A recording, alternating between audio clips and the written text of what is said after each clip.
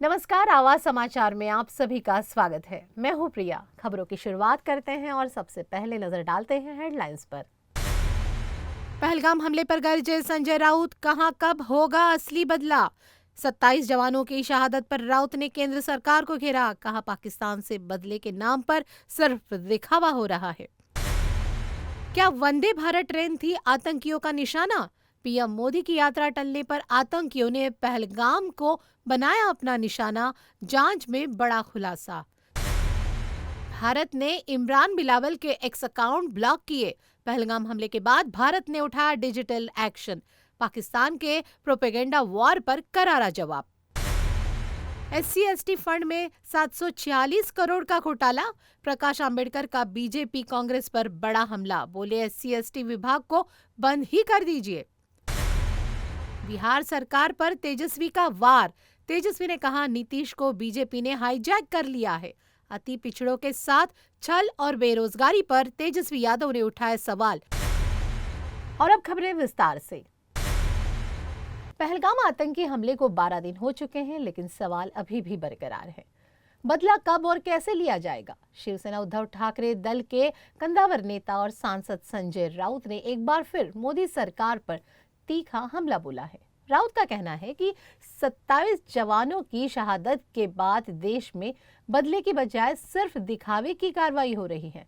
राउत ने तंज कसते हुए कहा कि क्या पाकिस्तान के 21 यूट्यूब चैनल बंद कर देना या हवाई कमीशन स्टाफ कम करना ही बदला है। राउत ने केंद्र सरकार की तुलना इंदिरा गांधी से करते हुए कहा कि वो असली बदला लेना जानती थी, जबकि आज की सरकार सिर्फ विरोधियों को जेल में डालकर सियासी बदला लेती है। उन्होंने प्रधानमंत्री मोदी पर निशाना साधते हुए कहा कि जब देश सवाल पूछ रहा है और सभी की निगाहें सरकार के आतंक के खिलाफ जवाबी कार्यवाही को देखने पर टिकी हुई है, तो ऐसे में प्रधानमंत्री इधर उधर घूम रहे हैं, लोगों से गले मिल रहे हैं। राउत ने सवाल उठाया, क्या दुश्मन से इसी तरह का बदला लिया जाता है? आइए आपको सुनाते हैं संजय राउत का पूरा बयान। 12 दिवस आमचे 27 निरपराध लोक दहशतवाद्यांच्या हल्ल्यामध्ये मारले गेले, याला 12 दिवस होऊन गेले. आणि बदला काय घेतला तर रोज बातम्या येत आहेत, या नाड्या आवळल्या, त्या नाड्या सोडल्या, 21 युट्यूब चॅनल बंद केले पाकिस्तानचे, पाकिस्तानच्या हाय कमिशन मधला स्टाफ कर्मचारी वर्ग कमी केला. याला का बदला घेणं म्हणतात? याला बदला घेणं म्हणतात. तुम्ही तुमच्या राजकीय विरोधकांचा बदला कसा घेता? त्यांचे पक्ष फोडून टाकता, त्यांना तुरुंगात टाकता, त्यांचं आयुष्य उद्ध्वस्त करता, त्यांच्या कुटुंबाचा छळ करता ना. बदला घेता ना की आपला समोर कोणी आपला राजकीय शत्रू नको, खतम करून टाकायचं. मग पाकिस्तानच्या बाबतीत या नाड्या आवळल्या, त्या नाड्या आवळल्या, एअर स्पेस बंद केली, हवाई हे बंद केलं, युट्यूब चॅनल, याला का बदला म्हणतात? 27 लोक मारला गेला, बदला कसा पाहिजे? इंदिरा गांधींचा इतिहास पहा, त्यांना इंदिरा गांधींचा त्रास होतो. काय बदला म्हणजे काय बदला घेतला? हे कोणाला मूर्ख बनवतायत? प्रधानमंत्री फिरतायत इकडून तिकडे मिठ्या मारतायत लोकांना. त्याला बदला घेणं म्हणत नाही. हे तुम्ही पण त्या मीडियावाले फार त्यांच्या मागे लागताय. बदला घेतला. कसला बदला? काही घेतलेलं नाही. शांतपणे आनंदात सुखानं चालले. भीती वाटते मला या देशाची आम्हाला, की अशा प्रकारचे राज्यकर्ते त्या देशावर असतील आणि शत्रू इतका समोर माजलेला असेल, आणि आमच्या बदलाची पद्धत काय? ते युट्यूब चॅनल बंद करायचे आणि नाड्या आवळायच्या. बंद कराय. चुन के मार्गे करारा जवाब काय वाटते? हे फक्त भाजपच्या विरोधकांना चुनकर मारण्याचा प्रयत्न करतायत, तेही आता शक्य नाही. 12 दिवस झाले तरी बदला घेत आहेत आणि आता युद्ध सराव करतायत. युद्ध का सराव कर रहे हैं. पहलगाम आतंकी हमले की जांच के दौरान अहम खुलासा हुआ है। एजेंसियों के मुताबिक कटरा से श्रीनगर के लिए पहली वंदे भारत ट्रेन को हरी झंडी दिखाने के लिए प्रधानमंत्री नरेंद्र मोदी की यात्रा के दौरान आतंकी हमला करना चाहते थे। हालांकि जब उनकी यात्रा टाल दी गई, तब आतंकियों ने पहलगाम में अपने मंसूबों को अंजाम दिया। खुफिया एजेंसियों के अनुसार आतंकियों के निशाने पर वंदे भारत ट्रेन थी, देश की सर्वाधिक गति वाली ट्रेनों में से एक वंदे भारत के कश्मीर तक पहुंचने से वे बौखला गए थे। सुरक्षा एजेंसियों को इनपुट मिले थे कि आतंकवादी कटरा से श्रीनगर के लिए पहली ट्रेन को हरी झंडी दिखाने के लिए पीएम नरेंद्र मोदी की यात्रा के दौरान अपने नापाक मंसूबों को अंजाम देना चाहते हैं। हालांकि कटरा क्षेत्र में तेज हवा चलने के पूर्वानुमानों के कारण प्रधानमंत्री की 19 अप्रैल को होने वाली यात्रा स्थगित कर दी गई। पहलगाम आतंकी हमले की जांच के दौरान अहम खुलासा ये भी हुआ है कि हमले के वक्त बायसरन इलाके में प्रतिबंधित चीनी कंपनी हुआवे के सैटेलाइट फोन का इस्तेमाल हुआ था। राष्ट्रीय जांच एजेंसी ने आशंका जताई है कि फोन पाकिस्तान या किसी अन्य देश से तस्करी कर लाया गया था। जम्मू कश्मीर के पहलगाम में हुए आतंकी हमले के बाद से ही पाकिस्तान के खिलाफ कार्रवाई की जा रही है। भारत ने पूर्व पाकिस्तानी प्रधानमंत्री इमरान खान और पूर्व पाकिस्तानी विदेश मंत्री बिलावल भुट्टो के एक्स अकाउंट को ब्लॉक कर दिया है। दोनों पाकिस्तानी राजनेताओं के एक्स अकाउंट को भारत में बंद कर दिया गया है। पहलगाम आतंकी हमले के बाद पाकिस्तान लगातार भारत के खिलाफ प्रोपेगेंडा, युद्ध और गलत सूचनाएं फैला रहा है। इसके अलावा वो भारत में हिंदू और मुसलमानों के खिलाफ नफरत फैलाने की कोशिश कर रहा है। ये कार्रवाई पहलगाम आतंकी हमले के बाद भारत विरोधी गतिविधियों और बयानों को देखते हुए की गई है। हालांकि इमरान खान अभी जेल में बंद है। शुक्रवार को भारत ने पाकिस्तान के प्रधानमंत्री शहबाज शरीफ का यूट्यूब चैनल भी बंद कर दिया था। इमरान खान और बिलावल भुट्टो का एक्स अकाउंट ब्लॉक करके भारत ने एक तरह से उनका मुंह बंद कर दिया है। SC/ST समुदाय के कल्याण को लेकर बड़ा सवाल खड़ा हो गया है। वंचित बहुजन आघाड़ी के प्रमुख प्रकाश आंबेडकर ने बीजेपी और कांग्रेस दोनों पर तीखा हमला बोला है। आंबेडकर ने सोशल मीडिया के जरिए महाराष्ट्र सरकार पर 746 करोड़ रुपए के गबन का आरोप लगाया है, वो भी अनुसूचित जाति सामाजिक कल्याण कोष से। प्रकाश आंबेडकर ने कहा है कि अगर सारा पैसा इधर उधर ही करना है तो फिर SC/ST विभाग को औपचारिकता के लिए क्यों चलाया जा रहा है, इसे बंद ही कर दीजिए। प्रकाश आंबेडकर ने इसे दलितों और आदिवासियों के खिलाफ सीधा अत्याचार बताया।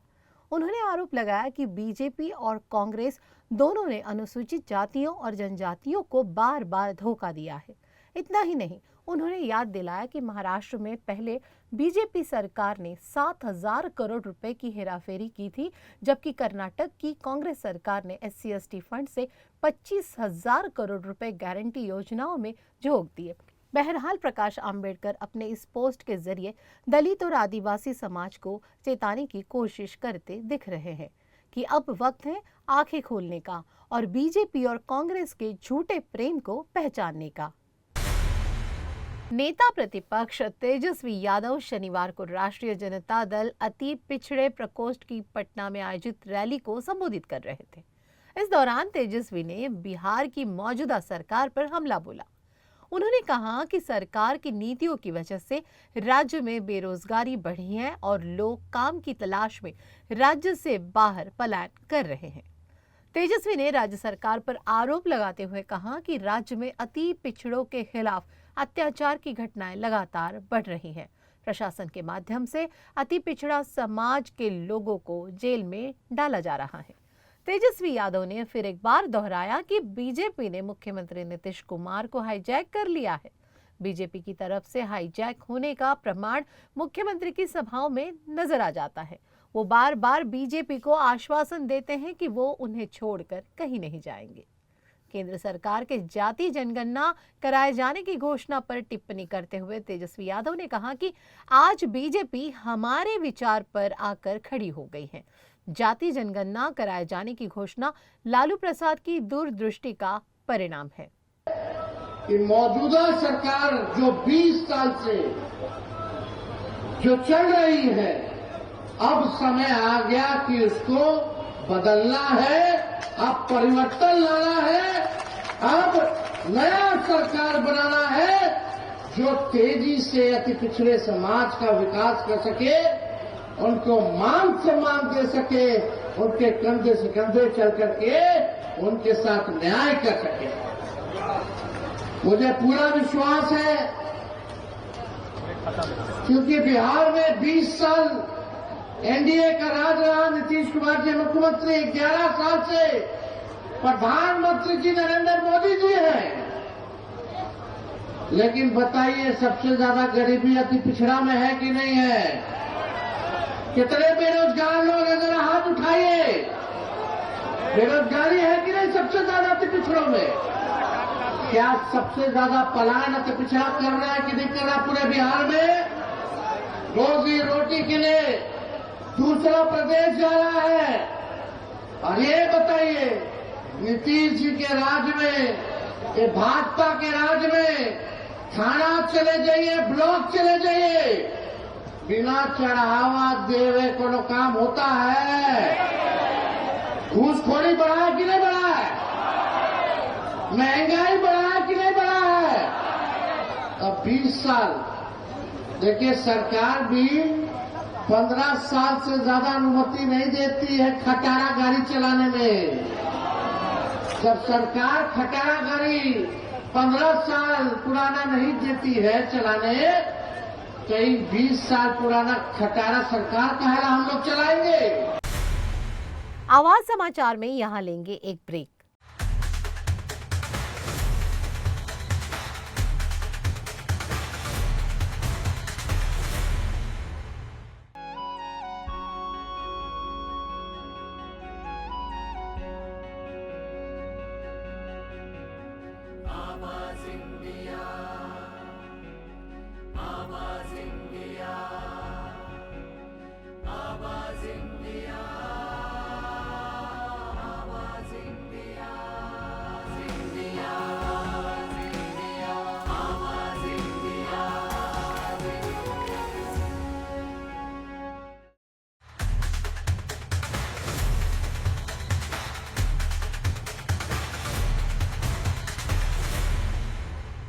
ब्रेक के बाद एक बार फिर से आप सभी का स्वागत है।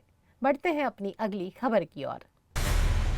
प्रधानमंत्री नरेंद्र मोदी ने एंथनी अल्बनीज को दोबारा ऑस्ट्रेलिया का प्रधानमंत्री चुने जाने पर बधाई दी। उन्होंने सोशल मीडिया प्लेटफॉर्म एक्स पर लिखा कि ये जीत ऑस्ट्रेलिया जनता के भरोसे को दर्शाती है। पीएम मोदी ने उम्मीद जताई कि वो अल्बनीज के साथ मिलकर भारत और ऑस्ट्रेलिया के बीच रणनीतिक साझेदारी को और मजबूत करेंगे और इंडो पैसिफिक क्षेत्र में शांति, स्थिरता और समृद्धि के साझा लक्ष्य को आगे बढ़ाएंगे। वहीं एंथनी अल्बनीज की ये जीत कई मायनों में ऐतिहासिक है।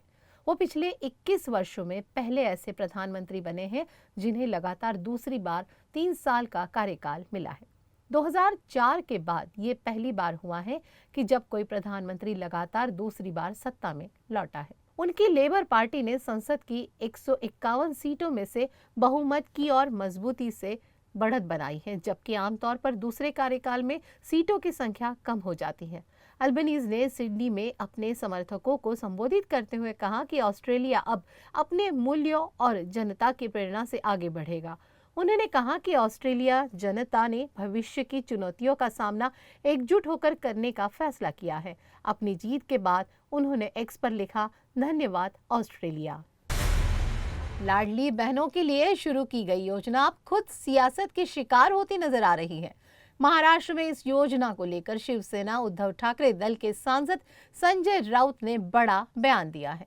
राउत का दावा है कि लाडली बहन योजना को पूरी तरह से बंद कर दिया गया है और उसका फंड दूसरी योजनाओं में डाइवर्ट कर दिया गया है। राउत ने सवाल किया है कि क्या एकनाथ शिंदे, देवेंद्र फडणवीस या अजीत पवार ने ये पैसा अपनी जेब से दिया था। राउत ने सरकार पर तंज कसते हुए कहा है कि 1500 रुपए से शुरू हुई ये योजना अब 500 रुपए तक गिर चुकी है और उन्होंने पूछा कि क्या अब सरकार 500 रुपए की भीख दे रही है। अजीत पवार को उन्होंने अच्छा वित्त मंत्री तो बताया, लेकिन ये भी जोड़ा कि अब वही पैसे नहीं दे रहे हैं। सुनिए क्या कुछ कह रहे हैं सांसद संजय राउत। उसका फंड डाइवर्ट किया गया है, उसमें नई बात क्या है? क्या एकनाथ शिंदे, देवेंद्र फडणवीस जी ने क्या आपने किसी से दिया था क्या लाडली बहनों को 1500 रुपया? सरकार का ही पैसा था ना, जनता का ही पैसा था ना। अब वो पैसे का ढोंग नहीं रख सकते ना, पैसा कहाँ से लाएंगे? और एक discipline finance minister Ajit Pawar बैठा है वहां, कुछ भी वो पॉलिटिकल हमारे मतभेद है, लेकिन वो वित्त मंत्री है और एक शिष्ट, एक अनुशासन उस डिपार्टमेंट में वो हमेशा ऐसे काम करते। वो बोलता मैं पैसा नहीं दूंगा, सरकार के पास पैसा नहीं है और ये जो लोग रोते हैं कि मेरे डिपार्टमेंट का पैसा जा रहा है, तेरे डिपार्टमेंट का है, तेरा बाप का डिपार्टमेंट है, जनता का पैसा है ना, तेरा बाप का पैसा है क्या, घर से लाया है क्या पैसा? जब वोट चाहिए थे तब पैसा चला गया तो चला आपको, आप दे दो बहनों को पैसा। एक तो पहले ये स्कीम बंद कर, वो लगभग बंद कर चुके, 500 रुपया दे, भीख है क्या? लाडली बहन को आप 500 रुपये की भीख दे रहे हो। 1500 दिया था, शुरू किया चुनाव से पहले, फिर 2100 देने का वचन दिया, अब 500 पर आया, वो भी बंद करेगी। महाराष्ट्र नवनिर्माण सेना, ऐसा होता है। नमस्कार, आवाज इंडिया में आपका स्वागत है। मैं हूं प्रिया। महाराष्ट्र नवनिर्माण सेना प्रमुख राज ठाकरे बीते दिनों यूरोप में छुट्टियां मनाने गए थे। इसी बीच पूर्व मुख्यमंत्री उद्धव ठाकरे भी अपने परिवार के साथ यूरोप चले गए। कई मीडिया रिपोर्ट्स में दावा किया गया कि दोनों के बीच यूरोप में एक साथ आने की बातचीत हो सकती है। इसी बीच शिंदे गुट के सांसद मिलिंद देवड़ा ने शिवसेना प्रमुख उद्धव ठाकरे पर तीखा हमला बोला है। उन्होंने कहा है कि जब पूरा देश 22 अप्रैल को जम्मू कश्मीर के पहलगाम में हुए आतंकी हमले के पीड़ितों के लिए शोक मना रहा था, उस समय उद्धव ठाकरे अपने परिवार के साथ यूरोप में छुट्टियां मना रहे थे। मिलिंद देवड़ा ने सोशल मीडिया पर लिखा, भूमिपुत्रों से लेकर भारत के पर्यटकों तक ठाकरे कितने गिर गए हैं। जब पहलगाम में गोलियां चल रही थी तब वो यूरोप में छुट्टियां मना रहे थे। महाराष्ट्र दिवस पर वो बिना कुछ कहे गायब हो गए। कोई बयान नहीं, कोई एकजुटता नहीं, कोई शर्म नहीं। देवड़ा ने ठाकरे की अनुपस्थिति की तुलना उप मुख्यमंत्री एकनाथ शिंदे से की। उन्होंने कहा कि इसके विपरीत डिप्टी सीएम एकनाथ शिंदे ने आगे बढ़कर नेतृत्व किया, पीड़ितों के साथ खड़े रहे और हमारे नायकों का सम्मान किया। मिलिंद देवड़ा ने इस बाबत अपने सोशल मीडिया पर लिखा कि महाराष्ट्र को छुट्टी मनाने वाले अंशकालीन नेताओं की जरूरत नहीं है, बल्कि ड्यूटी पर तैनात योद्धाओं की जरूरत है। महाराष्ट्र की राजनीति में रविवार की रोज एक मुलाकात ने नई हलचल पैदा कर दी है। शिवसेना उद्धव दल के सांसद संजय राउत ने एनसीपी प्रमुख शरद पवार से उनके मुंबई के निवास स्थान पर मुलाकात की। खुद शरद पवार ने इस मुलाकात की जानकारी सोशल मीडिया के जरिए साझा की है। लेकिन चर्चा का केंद्र केवल एक पुस्तक नहीं, बल्कि राजनीति भी रही है। पवार ने अपने सोशल मीडिया प्लेटफॉर्म पर लिखा कि Sanjay Raut heaven in hell नामक अपनी नई किताब के विमोचन के लिए औपचारिक निमंत्रण देने पहुंचे थे। साथ ही रोहन टावरे द्वारा लिखित एक वन्य जीवन पर आधारित पुस्तक पर भी। इस मुलाकात में दोनों नेताओं के बीच 1 घंटे तक लंबी चर्चा चलने की जानकारी राजनीतिक सूत्रों से मिल रही है। मिल रही जानकारी के मुताबिक महाराष्ट्र की राजनीति में महायुति सरकार में बढ़ रहे आपसी तकरार के साथ ही देश के गंभीर मुद्दों पर राउत और शरद पवार के बीच बातचीत हुई है। महाराष्ट्र की राजनीति जिस दौर से गुजर रही है, उसमें इस मुलाकात को केवल शिष्टाचार मुलाकात मान लेना शायद जल्दबाजी होगी। एनसीपी में टूट के बाद शरद पवार की अगुवाई वाली एनसीपी, शिवसेना, उद्धव दल और कांग्रेस, ये तीनों मिलकर महाविकास आघाड़ी के भविष्य को लेकर लगातार सक्रिय रहे हैं। 1 घंटे तक चली इस मुलाकात में भले ही किसी सियासी फैसले की औपचारिक घोषणा न हुई हो, लेकिन राजनीति के जानकार मानते हैं कि इस मुलाकात की तस्वीर जल्द ही आने वाले समय में बड़े स्तर पर दिखाई दे सकती है। लेकिन पवार की नजरें अभी ठाकरे बंधुओं के हाँ और ना पर टिकी है। फिलहाल शरद पवार ने इस भेंट को सद्भावना मुलाकात बताया और संजय राउत को उनके भविष्य के प्रयासों के लिए शुभकामनाएं दी। लेकिन राजनीतिक गलियारों में सवाल यही है, क्या यह मुलाकात केवल किताब की थी या किसी महाराष्ट्र की राजनीति से जुड़ी किसी नई राजनीतिक पटकथा के लिखने की? महाराष्ट्र के परभनी जिले में रविवार को कांग्रेस पार्टी की सद्भावना पदयात्रा का शुभारंभ हुआ। इस यात्रा का नेतृत्व कांग्रेस प्रदेश अध्यक्ष हर्षवर्धन सपकाल ने किया। उनके साथ विधान परिषद में कांग्रेस के समूह नेता सतेज उर्फ बंटी पाटिल, पूर्व मंत्री डॉक्टर नितिन राउत, अखिल भारतीय कांग्रेस कमेटी के सचिव और महाराष्ट्र के सह प्रभारी कुणाल चौधरी और सांसद रविंद्र चौहान जैसे वरिष्ठ नेता भी मौजूद थे। ये पदयात्रा सुबह 9 बजे नरसिंह मंदिर पोखरनी से शुरू हुई। दोपहर में शिंगणापुर फाटा पर विश्राम के बाद शाम को ये पदयात्रा दोबारा शुरू होकर देर शाम आखिर में महेर मंगल कार्यालय परभनी पहुंची।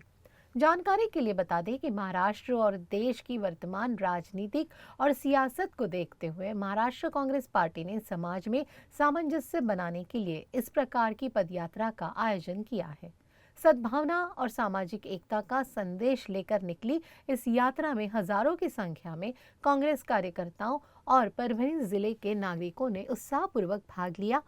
एक और ये पदयात्रा पार्टी की जनसंपर्क और सामाजिक सौहार्द की पहल को मजबूती से इशारा करती नजर आ रही, तो वहीं आने वाले समय में मुंबई और राज्य भर में ही संपन्न होने वाले लोकल बॉडीज के चुनाव पर भी कांग्रेस पार्टी इस पदयात्रा के जरिए अपनी पैनी नजर बनाए हुए है। इस बात को भी नकारा नहीं जा सकता। विश्व तिरंगा प्यारा झंडा ऊंचा रहे हमारा, विजयी विश्व तिरंगा प्यारा झंडा ऊंचा रहे हमारा, सदा शक्ति सरसाने वाला, प्रेम सुधा बरसाने वाला, वीरों को हर्षाने वाला, मातृभूमि का तन मन सारा, झंडा ऊंचा रहे हमारा, विजयी विश्व तिरंगा प्यारा, शान न इसकी जाने पाए, चाहे जान भले ही जाए, विश्व विजय करके दिखलाए, तब होवे प्रणपूर्ण हमारा, झंडा ऊंचा रहे हमारा, विजयी विश्व तिरंगा प्यारा। आपण काँग्रेस काँग्रेस काँग्रेस म्हणतोय आणि दुसरा रावणाचा जो छळणारा विचार आहे हा कुठेतरी पक्षांतर करा म्हणतोय, कुठेतरी आमचंच बरोबर आहे सांगतोय। आणि अशा परिस्थितीत भक्त प्रल्हादाची जी भक्ती आहे ही काँग्रेस जनांच्या आचार विचार व्यवहार आणि उच्चारातून दिसत आहे। आणि यातून नरसिंहाचा अवतार जसा झाला होता तसाच एक नरसिंह अवतार हा जरूर येईल आणि जो भाजप राक्षस रूपी आहे याच्या चलत्वाला नष्ट केल्याशिवाय राहणार नाही, हा आशीर्वाद आपण या ठिकाणी सर्वांनी घेतलाय। आणि भक्त प्रल्हादासारखे आपण सर्वजण काँग्रेस आहोत हा या कार्यक्रमाच्या निमित्तानं आपल्या सगळ्यांचा मी सत्कार सन्मान करतो आणि ही जबाबदारी आपल्याला सगळ्यांना पार पाडायची आहे। जसा खंब्यातून नरसिंह अवतार झाला होता तसं येणाऱ्या काळात गावागावातून आणि बॅलेट असेल ईव्हीएम असेल त्यातून आता नरसिंह अवतार घेऊन यांचा कर्दनकाळ जरूर ठरेल हा संदेश आपल्याला सगळ्यांना देतो आणि सेवा दलांनी आपली तुकडी पुढे घ्यावी आणि पदयात्रेला सुरुवात करावी अशी सूचना करतो। और यहाँ लेते हैं एक छोटा सा ब्रेक।